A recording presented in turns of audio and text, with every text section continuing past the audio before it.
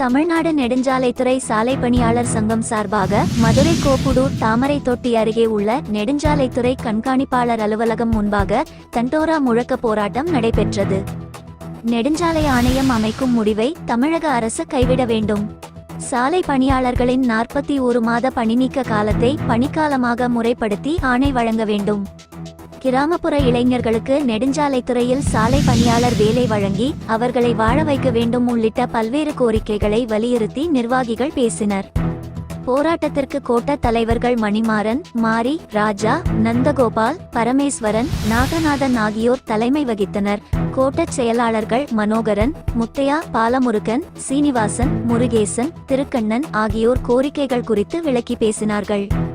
தமிழ்நாடு அரசு ஊழியர் சங்க மாவட்ட செயலாளர் நீதிராஜா தொடக்க உரையாற்றினார். தமிழ்நாடு நெடுஞ்சாலைத்துறை சாலை பணியாளர் சங்க மாநில பொருளாளர் இரா தமிழ் சிறப்புரையாற்றினார்.